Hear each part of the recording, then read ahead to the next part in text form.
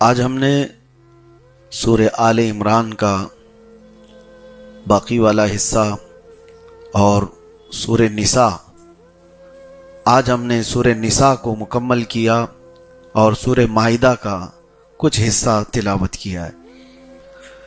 عورتوں کے نام سے پوری سورہ ہے۔ نساء عربی میں کہتے ہیں عورتوں کو۔ ان کے بہت سارے معاملات اس میں بیان بھی ہوئے ہیں، اور خاص طور پر اس میں اللہ تبارک و تعالیٰ نے نکاح کے متعلق بھی فرمایا کہ فَانْكِحُوا مَا طَابَ لَكُم مِّنَ النِّسَاءِ مَثْنَىٰ وَثُلَاثَ وَرُبَاعَ، تم میں جو تمہیں پسند آئے نکاح کر لو کسی عورت سے، 2 ہو، 3 ہو، 4 ہو۔ یہ اجازت دی گئی ہے، واجب نہیں ہے۔ اس کو لے کر پوری دنیا میں ایک واویلا مچایا جاتا ہے کہ مسلمان 4 رکھتے ہیں اور 4 ان کے ہاں عورتیں ہوتی ہیں۔ کتنے گھروں میں انہوں نے دیکھا ہوگا۔ یہ تو حالات ایسے تھے کہ آپ کو میں بتاؤں کہ جس دور میں قرآن نازل ہو رہا ہے اور جس علاقے میں اتر رہا ہے، آپ تھوڑا تصور کریں کہ وہ جنگوں کے حالات ہوا کرتے، اکثر لوگ جنگوں میں قتل ہو جاتے، شہید ہو جاتے، کثرت سے مرد جنگوں میں حاضر ہوتے تھے اور مر جاتے تھے، اور ان کی عورتیں اسی طرح باقی رہ جاتی تھیں۔ تو ایک کثیر جماعت عورتوں کی ان کی دیکھ بھال کون کرے؟ تو پھر جو غالب قوم ہوتی تھی وہ لونڈیاں بنا کر لے جاتی، کنیز بنا کر رکھتی۔ تو رب تبارک و تعالیٰ کا یہ احسان تھا اس وقت عورتوں کے لیے کہ ان عورتوں کو آوارہ نہ چھوڑ دیا جائے۔ اگر کسی مرد کے پاس استطاعت ہے تو وہ 2 کو رکھ لے، 3 کو رکھ لے، تاکہ وہ غلط کاموں میں عورت نہ چلی جائے۔ ایک عورت کا بہک جانا پورے معاشرے کے لیے ناسور بن جاتا ہے۔ اس وجہ سے حکم آیا تھا۔ اب یہاں پر جو اسلام میں حکم ہے کہ 2 کر سکتا ہے، 3 کر سکتا ہے یا 4 کر سکتا ہے، میں نے بتایا جواز ہے، یعنی جائز صورت بتائی گئی، نہ کہ واجب ہے ہر ایک کے لیے۔ اب اس کو کچھ لوگوں نے توڑ مروڑ کر کے ایسے بھی، میں آپ کو بتاتا ہوں، قرآن کی سمجھ جب کسی کو نہ آئے تو وہ آیتوں میں اسی طرح کھیلنے لگ جاتا ہے۔ کچھ لوگوں نے 18 بیویوں کو جائز کر دیا۔ اب میں گنا کے بتاتا ہوں۔ عربی میں جو لفظ آیا نا آیت میں، مثنا و ثلاثہ و رباع، اب ہم کہتے ہیں نا 2 کھا لو، 3 کھا لو۔ یہ جو 2 3 کا جو ہم لفظ 2 بار بولتے ہیں، عربی میں اس طرح بولنے کو یہ والے ورڈ استعمال ہوتے ہیں، مثنا و ثلاثہ و رباع۔ مثال کے طور پر آپ کے سامنے کوئی بھی چیز رکھی ہوئی ہو، سیب رکھے ہوئے ہوں، میں سب سے کہوں کہ سارے لوگ 1 لو، سارے لوگ 1 لو، اس کا مطلب کہ آپ 2 اٹھا لیں گے؟ انہوں نے 1 2 بار بولا ہے۔ یا اگر میں کہوں کہ 2 سارے لوگ لے لیجئے، تو 2 لینے کے لیے میں نے 2 بار 2 کا کہا ہے، تو 4 ہو گئے۔ تو یہ محاورہ ہے، یعنی استعمال ہے زبان کا۔ اسی طرح عربی میں بھی ہے۔ تو اللہ نے اس آیت میں فرمایا تم کو جو بہتر لگیں عورتیں، 2 کر لو یا 3 کر لو یا 4 کر لو۔ اب شیعہ جماعت کی ایک طبقہ ہے، انہوں نے اس کو پورا کاؤنٹ کر لیا۔ 2 کتنے ہو گئے، اور 3 کتنے ہو گئے، 6 4، اور پھر 4 کتنے ہوئے؟ یہ 18 کا انہوں نے حساب لگا لیا کہ 18 تک کر سکتے ہیں۔ تو جب قرآن فہمی نہ ہو، قرآن کی سمجھ نہ ہو، تو بندہ اسی طرح آیتوں میں کھیلنے لگ جاتا ہے۔ آج کے دور میں ایک فرقہ نکلا ہے جو اپنے آپ کو اہل قرآن بھی کہتے ہیں، وہ قرآن کی تفسیر کو پوری طرح سے توڑ مروڑ دیں۔ ہمارے پڑوس ملک پاکستان سے ہر دن ایک فرقہ جنم لیتا ہے، اور نئے وہاں سے فرقے اٹھتے ہیں۔ ایک شخص ایسا بھی اٹھا جس نے پوری حدیثوں کا انکار کیا، اور وہ قرآن کو اپنی سمجھ سے لوگوں کو سمجھاتا ہے۔ اللہ کی پناہ کتنے لوگ اس میں گمراہ ہو جاتے ہیں، اور اس کا دعویٰ یہ کہ رمضان کا، کہ روزوں کا کہیں ذکر ہی نہیں ہے، کیوں روزے رکھ کر کے اپنے آپ کو مصیبت میں ڈالتے ہو؟ اللہ نے قرآن میں رمضان کی فضیلت بیان فرمائی اور روزوں کا ذکر الگ آیا ہے. یا ایھا الذین آمنوا کتب علیکم الصیام، اے ایمان والو تم پر روزے فرض کیے گئے. لیکن رمضان اس آیت میں نہیں ہے. اس طرح سے شوشے چھوڑتے ہوئے جب حدیث کا سہارا نہیں لے گا تو قرآن میں اسی طرح وہ کھیلتا رہ جائے گا. تورات کے متعلق وہ فرقہ یوں کہتا ہے کہ یہ کوئی کتاب ہی نہیں ہے، زبور کوئی کتاب ہی نہیں ہے، یہ نہ داؤد علیہ السلام پر اتری ہوئی کتاب کا نام ہے، نہ موسیٰ علیہ السلام پر اتری ہوئی کتاب کا نام ہے. ایسی کوئی چیز ہی نہیں. بہت ساری چیزیں ایسی جو قرآن کو پوری طرح بدل کر کے رکھی اور اس کے بھی ماننے والے فالوورز پیدا ہوئے ہیں. اسی لیے میرے عزیزوں، بزرگوں نے فرمایا ہے کہ حضور پاک صلی اللہ تعالی علیہ وسلم کی حدیثوں کو چھوڑ کر کے جو قرآن بھی سمجھنا چاہے وہ گمراہ ہو جاتا ہے. بخدا خدا کا یہی ہے در، نہیں اور کوئی مفر مقر، جو وہاں سے ہو یہیں آ کے ہو، جو یہاں نہیں تو وہاں نہیں. حضور صلی اللہ تعالی علیہ وسلم قرآن ہمارے سامنے لے کر کے آنے والے کون ہیں؟ اللہ کے نبی. اور اگر حضور سے ہی نہیں سمجھو گے تو پھر کسی اور سے کیسے سمجھو گے؟ قرآن پاک کو صحیح سمجھانے والا صرف اور صرف اللہ کا رسول ہے. میرے آقا صلی اللہ علیہ وسلم نے جس آیت کی جو تفسیر بتائی وہی قابل قبول ہے، دوسرا کوئی شخص بتائے تو وہ قابل قبول نہیں. اسی طرح میرے عزیزوں، حضور پاک صلی اللہ تعالی علیہ وسلم سے وابستہ جو لوگ الحمدللہ اہل سنت و جماعت ہیں، جن کا آج تک معمول ہے کہ وہ قرآن کو حضور کی احادیث سے ہی سمجھتے ہیں. اب آگے چلتے ہیں آج کی آیات میں. نکاح کا پیغام تو میں نے بتایا، اس کے علاوہ رب تبارک و تعالی فرماتا ہے الرجال قوامون علی النساء، مردوں کو ہم نے عورتوں پر حاکم بنایا. اب یہ بھی کنٹروورشل لوگ سمجھ جاتے ہیں. ہم جیسی ہی یہ کہیں کہ مردوں کو حاکم بنایا ہے تو عورتوں کی ایک کیٹیگری ہے دنیا میں جو ننگی رہنے کو پسند کرتی ہیں، جو آزاد عورتیں ہیں، وہ فوراً حملہ آور ہو جاتی ہیں کہ مولوی لوگ عورتوں کو دبانے کی بات کرتے ہیں. اللہ قرآن میں فرما رہا ہے کہ ہم نے مردوں کو حاکم بنایا. مطلب کیا ہے؟ ڈنڈا لے کر کے پیچھے چلنے والا حاکم نہیں، اس کو اٹھک پٹک کرانے والا حاکم نہیں. حاکم کا مطلب یہ ہوتا ہے کہ زندگی کے بڑے معاملات اور گھر کے بہت سارے معاملات کے فیصلہ کرنے کا اختیار مرد کو دیا گیا ہے. یہ معنی ہے نہ یہ کہ عورت کو ہمیشہ خادمہ بنا کر کے رکھنا، جھکا کر کے رکھنا، یہ نہیں ہے. اللہ تبارک و تعالیٰ نے فرمایا کہ بہت سارے نکاح کے، طلاق کے معاملات مرد کے ہاتھ میں دیے گئے ہیں، اور یہی وجہ ہے کہ عورت طلاق نہیں دے سکتی. مرد کو اختیار دیا گیا ہے طلاق کا. اگر ان کو بھی یہ دے دیا جاتا تو روز بیچارے وہ دھڑا دھڑ چار چار نہیں پتہ نہیں کتنی دے ڈالتی ہیں. ایک ہی گالی میں وہ تو 70 دے دیتی ہیں. اللہ تبارک و تعالیٰ نے مردوں کو اس کا اختیار دیا. اور اسی سے دیکھیں طلاق کا ریشیو جو ہے پوری دنیا میں مسلمانوں کے ہاں اتنا نہیں ہے جتنا دوسرے مذاہب میں پایا جاتا ہے. وجہ یہ ہے کہ اللہ تبارک و تعالیٰ نے مردوں کو یہ پاور دیا، یہ کنٹرول بھی دیا ساتھ میں. اگر ہر مرد کنٹرول والا نہیں ہوتا تو سب کے نکاح ٹوٹے ہوئے ہوتے ہیں، سب کے نکاح ٹوٹے ہوئے ہوتے ہیں، سب طلاق دے چکے ہوتے ہیں، جھگڑے ہوتے ہیں، ساری چیزیں ہوتی ہیں. لیکن اللہ تبارک و تعالیٰ ان کو، مردوں کو صبر بھی دیا ہے، کنٹرولنگ پاور بھی دیا ہے. اسی وجہ سے 50-50 سال بھی جی جاتے ہیں.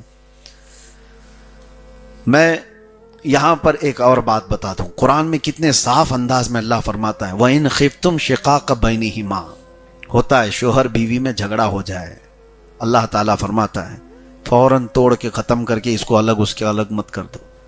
فَبْعَثُوا حَكَمًا مِّنْ أَهْلِهِ وَحَكَمًا مِّنْ أَهْلِهَا. عورت کی طرف سے ایک حکم کو بلاؤ، مرد کی طرف سے ایک حکم کو بلاؤ. حکم کو بلاؤ، فتین کو نہ بلاؤ. حکم کس کو کہتے ہیں؟ صلح چاہتا ہو. مرد کے خاندان سے ایک، عورت کے خاندان سے ایک. یہ قرآن کا حکم بتا رہا ہوں. ان یریدا اصلاحا، اللہ فرماتا اگر وہ اصلاح چاہتے ہیں دونوں لوگ، یوفق اللہ بینہما، اللہ غیب سے ان کے دلوں میں محبت پیدا کر دے گا. توڑو مت فوراً، ایک ادھر سے ایک ادھر سے بیٹھے. اسی لیے ہمارے ہاں بھی آج بھی رواج یہ ہے کہ شوہر اور بیوی کے درمیان کچھ معاملات ہو جائیں، انبن ہو جائیں، تو بڑے آتے ہیں، بات کرتے ہیں، اور جب بڑے بیٹھ کر کے بات کریں گے تو معاملات حل ہوتے ہیں۔ یہ تمہارے سے حل نہیں ہوتے، یہ اللہ تعالی حل کرتا ہے۔ ہاں، لیکن جھگڑے ہونے کے اسباب بھی کچھ گھر والوں کے ہوتے ہیں۔ اکثر عورتوں کے گھروں کے معاملات جو خراب ہوتے ہیں اس کی وجہ ان کا مائکہ ہی ہوتا ہے، اکثر جگہ پر۔ یہ آج کی بات نہیں ہے، برسوں پرانی چیزیں ہیں۔ عورتیں جب بیاہ کر کے مرد کے گھر آ گئی ہیں تو وہ اپنے مرد کے گھر کو پوری طور پر سنبھال لیں، کیونکہ وہ امور خانہ داری کی وہ مالک ہو چکی ہے۔ عورت کو کیا کہا جاتا ہے پتہ ہے؟ ربۃ البیت۔ عورت کا یہ لقب ہے۔ ربۃ البیت کا مطلب ہے گھر کو پالنے والی۔ وہ تمہارا لقب نہیں، عورت کا لقب ہے۔ تو ربۃ البیت کو ٹیوشن اپنی اماں سے نہیں لینا چاہیے، وہاں سے لیتی رہے۔ اور وہاں کتنے ایسے معاملات ہم نے دیکھے، بیٹی کا باپ ہے وہ توڑنے پر ہی تیار ہے، بیٹی کو لے جانے کے لیے ہی تیار ہے، کب تک لے کر جا کر رکھے گا اپنے پاس؟ یہ تمام معاملات قرآن کے خلاف ہیں۔ خاص طور پر تمہاری بیٹیاں بھی جس گھر میں گئی ہیں، ہوتا کیا ہے، انسانی فطرت میں آپ کو بتا رہا ہوں، ایک یہ سائیکالوجی ہے، ایک نیچرل چیز ہے۔ جو ہمارا رشتہ دار ہم سے دور رہتا ہے اس کی چھوٹی سی بھی تکلیف ہم کو بڑی لگتی ہے۔ مثال کے طور پر تمہارا بیٹا امریکہ میں رہ رہا ہو، اگر ایک بار فون آ جائے نا بخار ہوا تو بے چینی بڑھ جاتی ہے، کیوں؟ سامنے نہیں ہے، دور ہے، تو بہت تیزی سے ہمارے اندر بے چینی اور گھبراہٹ بڑھ جاتی ہے۔ آپ کے بھائی کہیں دور رہ رہے ہو تو انسانی فطرت ہے، دور رہنے والے کی چھوٹی تکلیف بھی بڑی لگتی ہے۔ اسی طرح بیٹی بیاہ کر کے سسرال گئی ہے اور وہاں جا کر کے اس نے ہلکے سے فون کر دیا کہ آج میرے سر میں بڑا درد تھا، تو ادھر واویلا ہو گیا کہ اس کو صبح سے شام تک اتنا کام کرائے کہ اس کا سر پھٹ رہا ہے۔ باقی ساری کہانی تو تم نے گڑھی، اس نے صرف اپنے سر درد کی بات کی تھی۔ تو ہوتا یہ ہے، یہ فطرت کی بات میں بتا رہا ہوں، نیچرل ہے۔ یہ دور رہنے والے کی چھوٹی تکلیف بھی ہم کو بڑی لگتی ہے۔ تو عام طور پر ہونا یہ چاہیے کہ ایسے وقت میں آئیڈیل کون ہو؟ آئیڈیل ہو تو سیدہ فاطمۃ الزہرا کی زندگی، سیدہ کائنات فاطمۃ الزہرا سلام اللہ علیہا۔ وہ گھر کے کام سارے کر رہی تھیں، ان کے ہاتھوں میں چھالے پڑے ہوئے تھے۔ تو مولا علی کرم اللہ وجہہ الکریم نے حضرت فاطمہ سے کہا، فاطمہ جاؤ، بدر کے جنگ کے بعد مال غنیمت بہت آیا اور رسول پاک صلی اللہ علیہ وسلم سب کو تقسیم کر رہے ہیں مال، اور ایک غلام اپنے لیے بھی مانگ کے لے آؤ، اپنے لیے بھی، ہمارے گھر کے لیے بھی ایک غلام مانگ کر کے لے آؤ۔ حضرت علی خود نہیں گئے، حضرت فاطمہ سے کہا تمہاری تکلیف دیکھی نہیں جاتی، اتنا دن بھر تم کام کرتی ہو۔ تو حضرت فاطمہ ان کا سن کر کے حضور کے پاس آئی تھی۔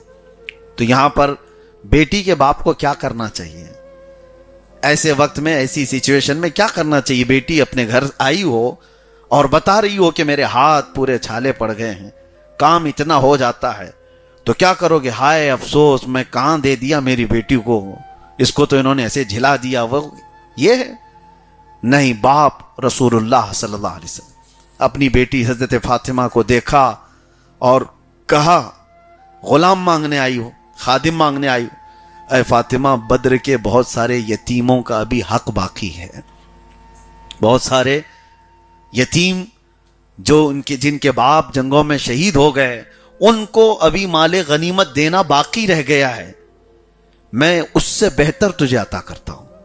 اور کہا جب کام کاج سے بہت زیادہ تھک جائے تو رات کو 33 بار سبحان اللہ پڑھو، 33 بار الحمدللہ، 34 بار اللہ اکبر، تمہاری ساری تھکان دور ہو جائے گی۔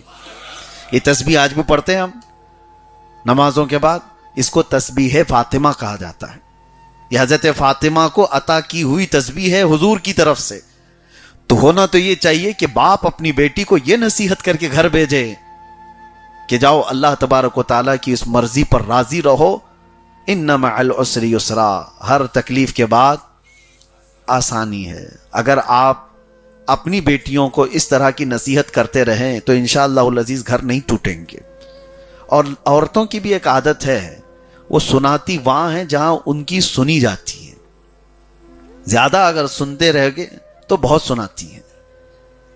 اگر شکایت سننے میں آپ نے انٹرسٹ زیادہ دکھایا تو وہ 4 شکایتیں اور لے کر کے آئیں گی. اور ایک مرتبہ آپ نے اگنور کر دیا تو کہتی ہے میرے باپ تو سنتے ہی نہیں, سنا کے کروں کیا. اس کے بعد اس کو جینے کا خود کا طریقہ معلوم ہو جائے گا. بسا اوقات گھر بسانے کے لیے ماں باپ کو یہ ذمہ داری اپنانی چاہیے.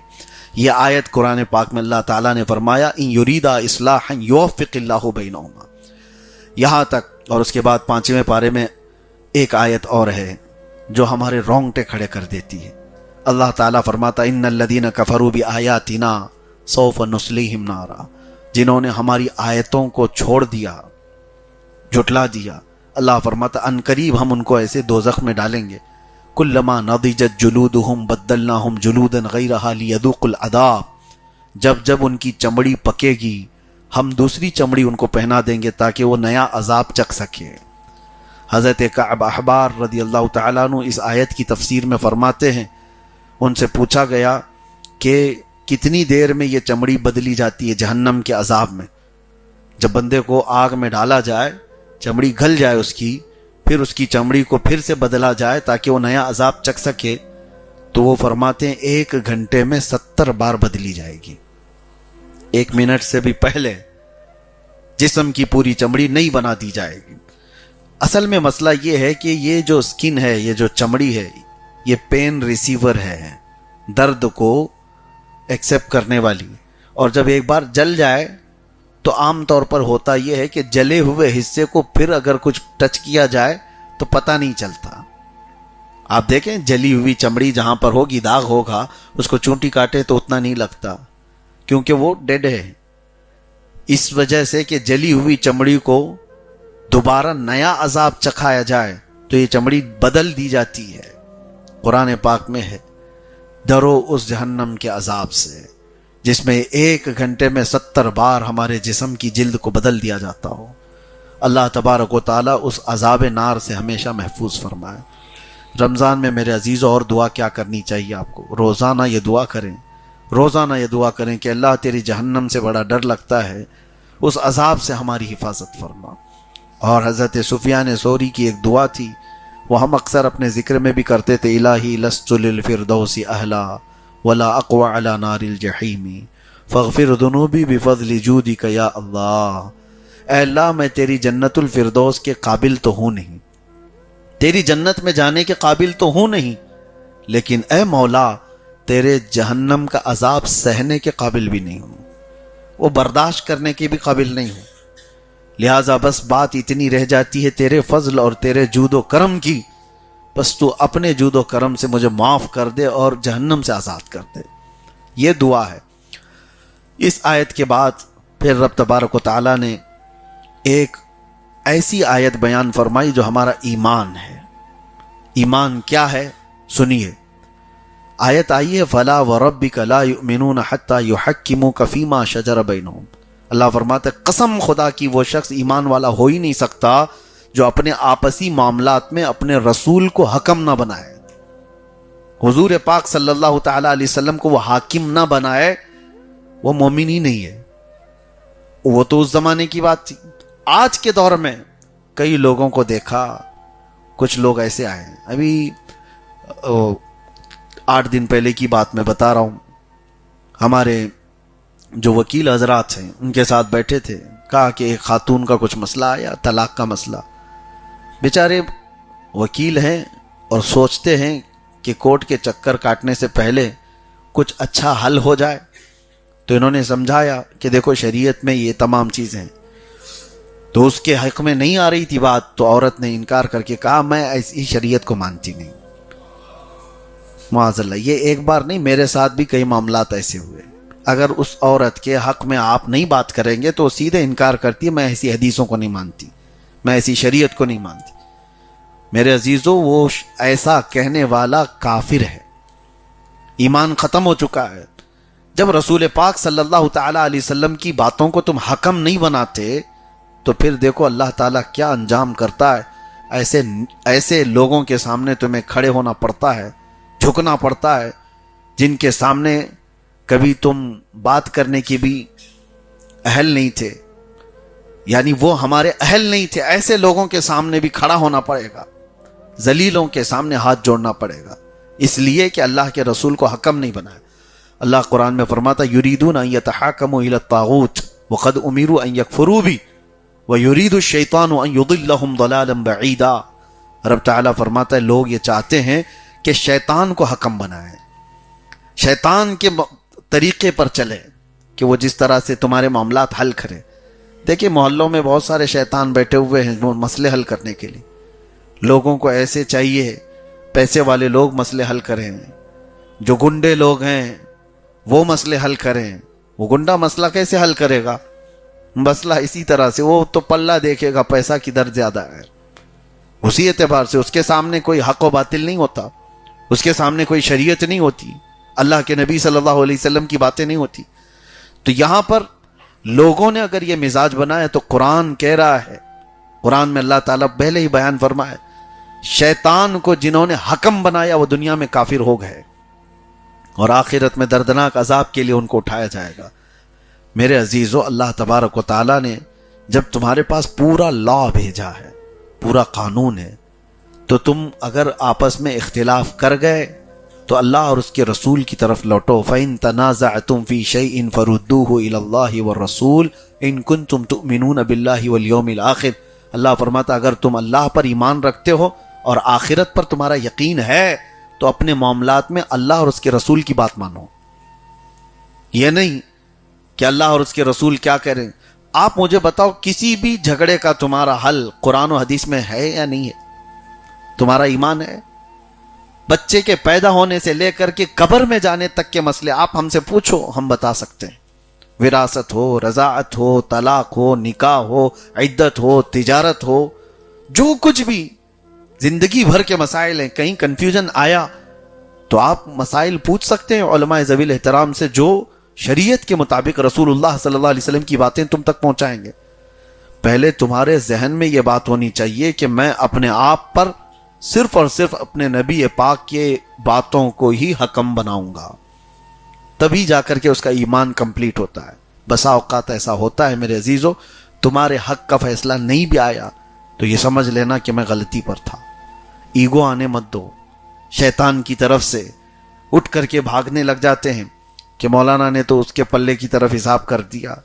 وراثت کے مسئلے ہمارے پاس آئے، کسی صاحب کا انتقال ہو گیا اور پوری دنیا میں وراثت کے مسئلوں میں زیادہ اختلاف نہیں ملے گا آپ کو، وہ چاہے وہ دیوبندی جماعت کے پاس جا کر کے، اہل حدیث جماعت کے پاس جا کر لے، کہیں سے بھی قرآن پاک سے اگر کوئی مسئلہ بتایا ہو تو وہ ایک ہی ملے گا۔ اب جو خاتون مسئلہ لے کر کے آئی ان کو جواب دے دیا گیا لکھ کر کے، دوسرے مفتی کے پاس گئی وہی ملا، تیسرے کے پاس گئی وہی ملا، تو کہتی ہیں اس میں تو میرا کم لگ رہا ہے، میں کورٹ میں جاؤں گی۔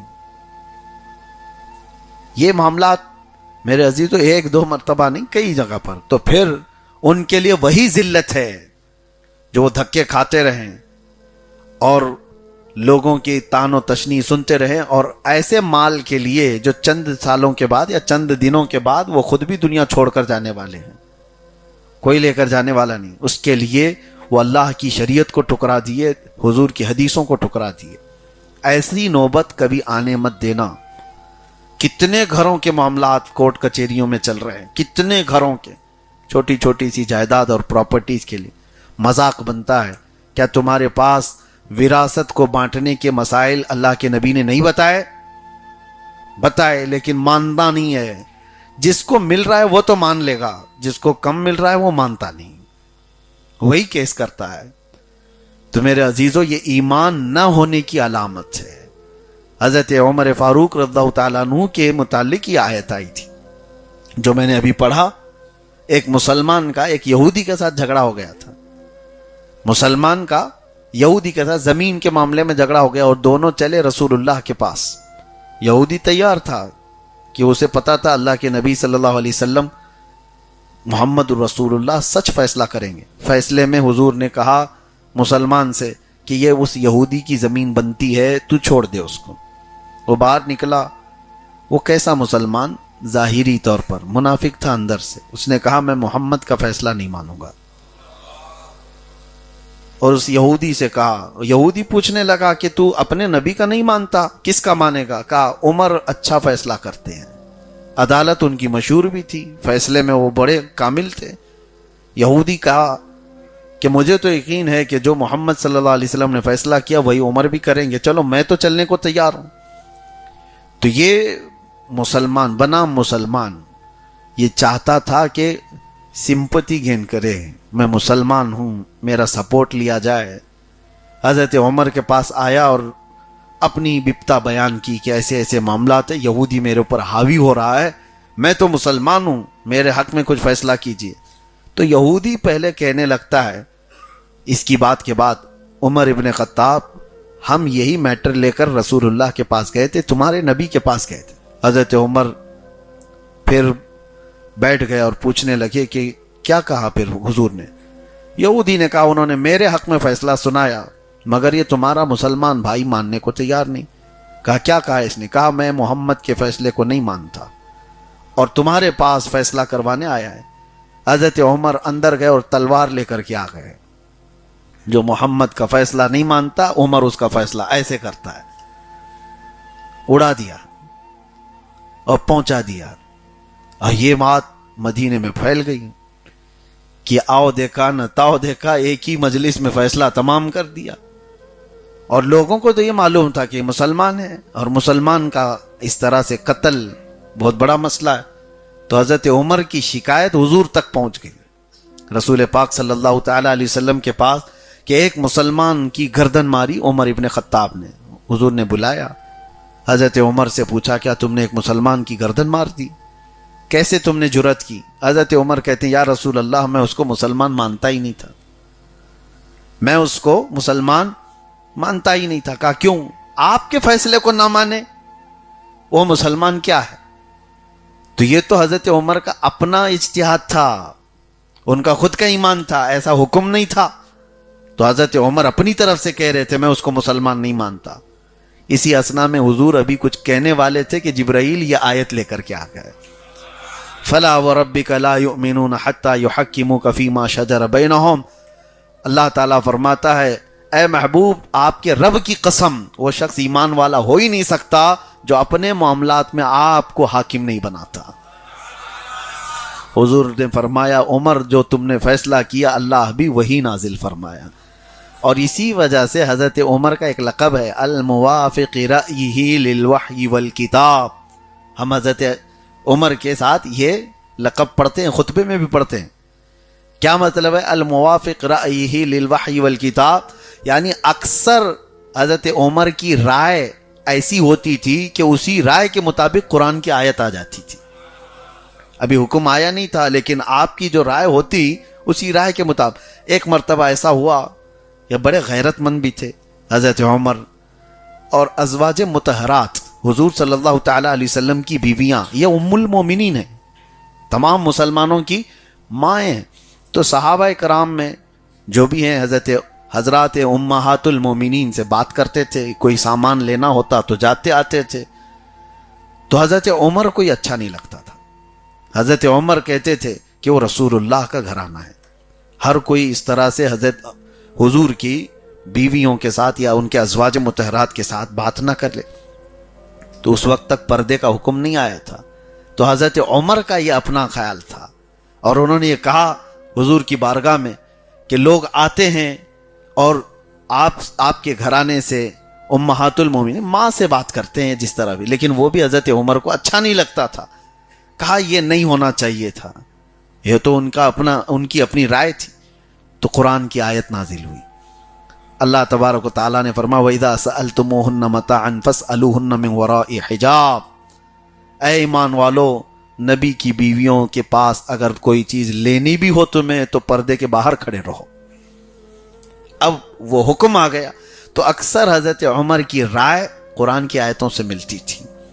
یہاں تک تیسری ایک اور آیت میں عرض کر دیتا ہوں کہ اللہ تبارک و تعالیٰ فرماتا ان اللہ یأمرکم ان تؤدوا الامانات الی اہلہا، بے شک اللہ تم کو حکم دیتا ہے کہ جس کی امانت ہے اس تک لوٹا دو۔ یہ آیت کب نازل ہوئی تھی؟ اللہ تبارک و تعالیٰ نے یہ آیت کب نازل فرمائی؟ آج ہم نے اس کی تلاوت کی ہے۔ مسئلہ یہ تھا کہ حضور پاک صلی اللہ تعالیٰ علیہ وسلم جب مکہ میں تھے تو ایک بار حرم کعبہ میں آئے، اور اس وقت کعبہ مکرمہ کی چابی جس کے پاس رہتی تھی وہ عثمان بن شیبہ، عثمان غنی نہیں، ایک اور دوسرے ہیں عثمان بن شیبہ، وہ بھی قریش سے تھے، اور چابی رکھنے کا ایک اعزاز ہے برسوں سے۔ حضور صلی اللہ تعالیٰ علیہ وسلم کے خاندان میں یہ ذمہ داریاں تقسیم تھیں، حاجیوں کو پانی پلانے کی ذمہ داری، اور میٹنگ کرنے کی ذمہ داری، جنگوں میں علم پرچم اٹھانے کی ذمہ داری، یہ سب قریش کے خاندان میں موجود تھے۔ اسی میں سے ایک ذمہ داری تھی خانہ کعبہ کی چابی کس کے پاس رہے، تو شیبی خاندان تھا، تو اس میں عثمان بن شیبہ ان کے پاس یہ چابی رہتی تھی۔ وہ ایمان لائے ہوئے تو نہیں تھے۔ حضور صلی اللہ تعالیٰ علیہ وسلم ایک بار گئے، معاملات اس وقت مکہ کے گرم تھے، حضور کے خلاف، صحابہ کے خلاف مار دھاڑ یہ سب چیزیں چلتی تھی، تو حضور نے ایک بار کہا عثمان چابی دے دو، خانہ کعبہ کھول کر میں اندر جانا چاہتا ہوں۔ انہوں نے سختی سے منع کر دیا، کہا تجھے جیسے صابی کو، صابی کہتے ہیں دین چھوڑا ہوا آدمی، ہمارے آبا و اجداد کا دین چھوڑا ہوا آدمی، اس کو میں کعبے کی چابی دوں گا؟ میں ہرگز تم کو اندر جانے نہیں دوں گا کعبے کے اندر، تم باہر سے ہی طواف کر لو۔ حضور صلی اللہ تعالیٰ علیہ وسلم نے ان کو دیکھا اور ایک جملہ کہا عثمان ایک دن یہ چابی میرے ہاتھ میں آئے گی اور میں جسے چاہوں گا اسے دوں گا۔ اتنا کہہ کر کے حضور گزر گئے۔ عثمان بن شیبہ کہتے کہ ان کا یہ جملہ مجھے بڑا بوجھل لگا کہ حالات تو ایسے ہیں ان کے کہ سب جگہ سے یہ لوگ یعنی ظلم کے شکار ہیں، غریب لوگ ان کے ساتھ ہیں، لیکن بات اتنی بڑی کر گئے۔ تو عثمان بن شیبہ کہتے ہیں یہ ایسی اڑتی بات کر گئے ہوں گے، لیکن پھر وہ کہتے ہیں ڈر بھی تھا مجھے اندر کہ ہمارا خاندانی وظیفہ ہے، یہ برسوں سے ہمارے ہاتھ میں ہے، کیا ان کے پاس جا سکتی ہے چابی؟ پھر روزانہ نیوز تو ایسی ہی آتی تھی، آج پھر مسلمان مارا گیا، پھر ایک صحابی کو پکڑا گیا، پھر وہ نیوز یہ بھی آئی کہ 70 لوگوں کو ہجرت کر کے حبشہ جانا پڑا۔ تو یہ تو پازیٹیو نیوز ہے نا ان کے لیے، تو مسلمان اور نیچے جا رہے ہیں اور نیچے جا رہے ہیں۔ یہ تو چابی لینے کی بات کر رہے تھے، اب ان کو تو گاؤں چھوڑنا پڑ رہا ہے۔ مکہ چھوڑ کر گئے، اس کے بعد 2 سال کے بعد بائیکاٹ دیکھا ان کا، سوشل بائیکاٹ حضور کا، کمزور کر دیا گیا تھا پورے مسلمانوں کو۔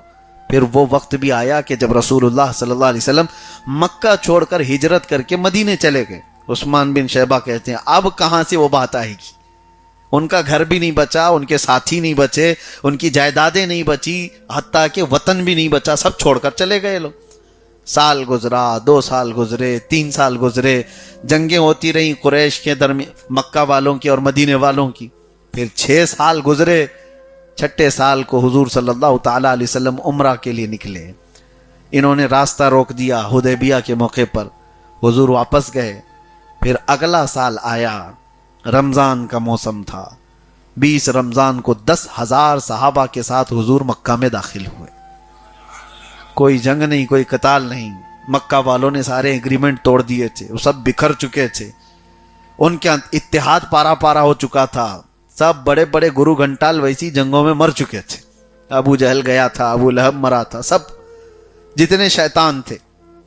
اب مکہ فتح ہوا، حضور پاک صلی اللہ تعالیٰ علیہ وسلم خانہ کعبہ کو پورا پاک کرتے ہیں، اذان دی گئی، اور اس کے بعد حضور صلی اللہ تعالیٰ علیہ وسلم نے اعلان بھی کیا تھا فلاں کو امان ہے، فلاں کو امان ہے، جو جس کی حضرت عبد المطلب کے گھر میں جائے اس کو امن دیا جائے گا، جو ابو سفیان کے گھر جائے اس کو امن دیا جائے۔ قتل و قتال نہیں کیا گیا۔ اسی اثنا میں حضور صلی اللہ علیہ وسلم نے پکارا عثمان بن شیبہ کہاں ہے؟ تو قیدی کی حالت میں پکڑ کے لائے گئے، اور حضور نے فرمایا لاؤ چابی۔ تو کیا کہتے ہیں، یہاں تو کوئی پروٹیسٹ کرنے والا مسئلہ ہی نہیں تھا، سیدھے لے جا کر کے حضور کی بارگاہ میں چابی دے دی۔ ان کے پاس اس کے علاوہ کوئی چارہ ہی نہیں تھا۔ ان کو یاد آ گئی بات کہ ایک وقت انہوں نے کہا تھا، اور دنیا نے دیکھا جو نبی کہتے ہیں وہ ہو کر رہتا ہے۔ حضور کا فرمان ہے قول محمد قول خدا، فرمان نہ بدلا جائے گا۔ یہ بات یاد رکھیے آپ۔ حضور صلی اللہ تعالیٰ علیہ وسلم نے چابی لی، خانہ کعبہ کو کھولا، اس کے بعد اس کے اندر کے سارے صاف کر دیے، ساری آلائشوں کو، ساری ناپاکیوں کو نکال دیا اور اللہ کے گھر کو اللہ کا گھر بنایا۔ پھر اس کے بعد دروازہ بند کیا، باہر تشریف لائے، صحابہ کا پورا جم غفیر تھا۔ میرے آقا صلی اللہ علیہ وسلم فرماتے ہیں، اب سنیے بات، آج میں یہ چابی ایسے شخص کے ہاتھ میں دوں گا جس سے قیامت تک کوئی نہیں لے سکے گا۔ حضور نے کیا فرما دیا؟ قیامت تک ان کے ہی ہاں ہوگی چابی۔ اب یہ فضیلت اتنی بڑی تھی، وہاں پر موجود سارے صحابہ اس بات میں تمنا کرنے لگے چابی ہم کو مل جائے۔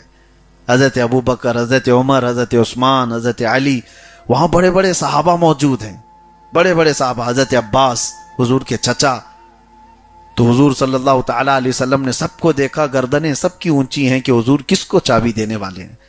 پھر میرے آقا صلی اللہ تعالی علیہ وسلم یہ آیت تلاوت کرتے ہیں جو آج ہم نے تلاوت کی، ان اللہ یأمرکم ان تؤدوا الامانات الی اہلھا، بے شک اللہ حکم دیتا ہے کہ جس کی امانت ہے اس تک سپرد کر دیا جائے۔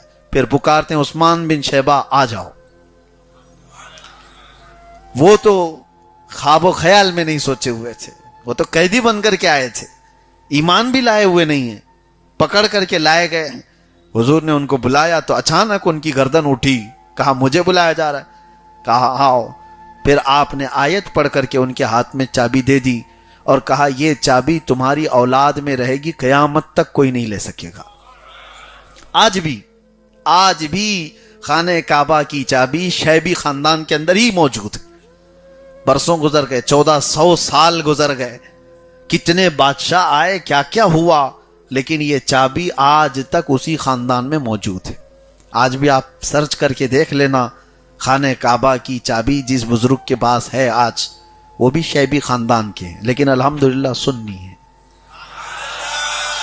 اور میرے آقا صلی اللہ تبارک تعالی علیہ وسلم نے جو فرمایا تھا، عثمان بن شیبہ نے جیسی ہی چابی اپنے ہاتھ میں لی وہ رونے لگ گئے، اور اس کے بعد چابی کو اٹھا کر کے کہا یہ برسوں سے ان کے خاندان میں چلی ہوئی چیز تھی، لے لی گئی تھی چند منٹوں کے لیے، واپس ان کے ہاتھ میں تھمائی گئی۔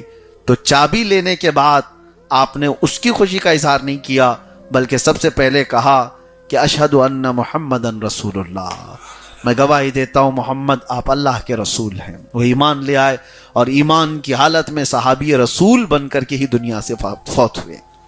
میرے آقا صلی اللہ تعالی علیہ وسلم کا یہ عدل و انصاف آتا ہے فقیروں پہ انہیں پیار کچھ ایسا، خود بھیک دیں اور خود کہیں منگتے کا بھلا ہو، یہ دوسرے لوگ نہیں کرتے۔ ہاں آپ بھیک دیں گے تو کیا کہیں گے؟ دعا کرنا میرے لیے، یہی کہیں گے۔ کسی کو خیرات دیں گے، کسی کی ضرورت پوری کریں گے تو آپ کیا کہیں گے؟ بس لے جاؤ، دعا کرنا میرے لیے۔ لیکن یہاں نبی کی شان یہ ہے خود بھیک دیں اور خود کہیں منگتے کا بھلا ہو، اللہ تیرا بھلا کرے۔ عزیزان گرامی، کئی آیتیں اور موجود ہیں لیکن یہاں تک کے لیے کافی ہے۔ منافقین کی بہت بڑی مذمت 5ویں پارے کے اخیر میں آئی ہے۔ اللہ تعالیٰ نے ان کے لیے فرمایا، ہاں لگتی ہوئی بات ہے، اس لیے میں یہ بھی کہہ دوں کہ وہ منافقین پہچانے کیسے جاتے ہیں، ان کی ایک بڑی علامت بتائی گئی ہے، ان المنافقین یخادعون اللہ وہو خادعہم۔ اللہ فرماتا ہے بے شک منافقین اللہ کو دھوکہ دینا چاہتے ہیں جبکہ وہ خود اپنے آپ کو دھوکہ دے رہے ہیں۔ اور کیا ہے ان کی علامت؟ وَإِذَا قَامُوا إِلَى الصَّلَاةِ قَامُوا كُسَالَىٰ، جب وہ نماز کے لیے کھڑے ہوتے ہیں نا تو سستی اور کاہلی سے کھڑے ہوتے ہیں۔ ہاں سوچ لینا اس بات کو، اگر نماز کے وقت کوئی سستی اور کاہلی کے ساتھ کھڑا ہو رہا ہے تو کہیں ایسا تو نہیں کہ نفاق اس کے اندر آ گیا ہو۔ بچنا اپنے آپ کو ان تمام عادتوں سے۔ اور یہ بھی فرمایا گیا ہے کہ جو نماز کے انتظار میں رہتا ہے، امام رکوع میں جائے تو میں شامل ہو جاؤں گا، یہ منافقین کی علامت بتائے گی کہ رکعت ہونے کے لیے وہ انتظار کرتا رہتا ہے، امام صاحب ابھی لمبی قرات کرنے والے، جیسے وہ رکوع میں جائیں گے میں شامل ہو جاؤں گا۔ کبھی دھوکہ بھی ہو سکتا ہے، پہلی رکعت میں امام انا اعطینا پڑھ لیا اور دوسری میں پوری سورہ بقرہ پڑھے تو کیا کرو گے؟ پھنسا دے گا وہ۔ تو آپ اس طرح کی حرکت نہ کرو۔ آپ کس کے لیے نماز پڑھ رہے ہو؟ اس امام کے لیے یا کوئی ڈیوٹی دیوانے کے لیے؟ آپ اپنے رب کی رضا کے لیے، عام طور پر کہا گیا ہے کہ فضیلت اس نماز کی سب سے زیادہ ہے جو تکبیر اولا میں ہی شامل ہو گیا. یعنی امام کی تکبیر اولا کیا ہے؟ جیسے امام نے اللہ اکبر کہا اسی وقت مقتدی نے بھی اس کی آواز پر اللہ اکبر کہا، اس نماز کی فضیلت سب سے زیادہ ہے. اور ہم انتظار کرتے ہوئے جو رہ گئے ادھر سے ادھر، ابھی اور دیکھیں اور تھوڑا سا لمبا، یہ جو سستی آ رہی ہے اس کا علاج کر لو، کہیں منافقت نہ آ گئی ہو، نفاق اندر نہ آ گیا. منافقت کو ہلکے میں مت لینا، یہ کافر سے بھی بدتر ہے. کافر اور مشرکین کے جو عذابات ہیں ان سے بھی زیادہ بدتر ہے منافقین کے عذاب. اللہ فرماتا ان المنافقین فی الدرک الاسفل من النار، بے شک منافقین کو جہنم کے سب سے نیچے حصے میں رکھا جائے گا، ان کی تو آواز بھی نہیں سنی جائے گی. مشرکین اور کفار جہنم میں جو ہوں گے وہ تو پکاریں گے، ان کی آواز بھی سنی جاتی ہے دربان دوزخ جو ہے. منافقین کو سب سے نچلے طبقے میں رکھا جائے گا. وجہ یہ ہے کہ انہوں نے دھوکہ دیا ہے، یعنی خود کو دھوکہ دیا ہے، اللہ اور اس کے رسول کو دھوکہ دینے کی کوشش کرتے تھے. ان کی علامت یہ بھی ہے مذبذبین بین ذالک لا الہ ہؤلاء ولا الہ ہؤلاء. اللہ فرماتا ہے یہ بیچ کے لوگ ہیں، تذبذب کے شکار ہیں، ان کو پکا معلوم ہی نہیں ہے کہ یہ اسلام صحیح ہے بھی کہ نہیں. جس کو شک ہے وہ انتظار میں ہے.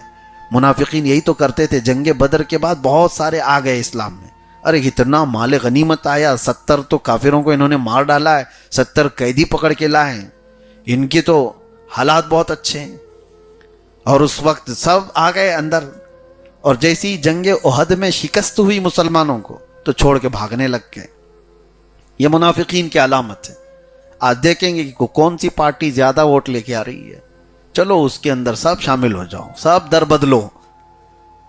اور جیسے ہی دیکھا کہ یہ بھی ہار رہی ہے تو ادھر آ جاؤ، پھر ادھر آ جاؤ. یہ تو میں ایک ایگزامپل دے رہا ہوں، مثال دے رہا ہوں. لیکن منافقین یہ ایمان اور کفر کے بیچ کرتے ہیں. پارٹیاں والے کیا کرتے ہیں وہ کل کو میری بات اٹھا کر کے نہ کہیں. ہاں میں یہ مثال کے لیے دے رہا ہوں. ان کا تو کوئی دین و دھرم ہی نہیں ہے، جہاں جب چاہے چلے جائیں، جب چاہے نکل جائیں، ان کا مسئلہ الگ ہے. لیکن ایمان اور کفر کے بیچ میں اگر کوئی اس طرح سے کرتا ہے کہ آج ان کے حالات اچھے ہیں ادھر چلے جائیں گے، اور کل ان کے حالات اچھے ہیں ادھر چلے جائیں، ان کو کہا گیا یہ منافقین ہیں. اللہ تبارک و تعالیٰ نفاق سے ہماری حفاظت فرمائے.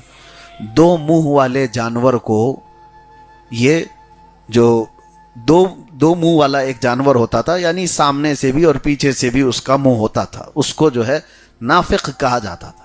اور نفق بھی عربی میں ٹنل کو کہتے ہیں. ٹنل دیکھا ہے نا آپ؟ ٹنل میں ہوتا کیا ہے؟ گاڑی ادھر سے بھی جا سکتی ہے ادھر سے بھی، ایک منہ نہیں ہوتا ٹنل کا، دونوں طرف. تو اس کو عربی میں نفق کہتے ہیں. اور اسی نفق سے منافق بنا ہے کہ اس کی 2 باتیں ہوتی ہیں، وہ سامنے کچھ اور بولے گا، پیچھے کچھ اور بولے گا. یہ اس کی علامات ہیں.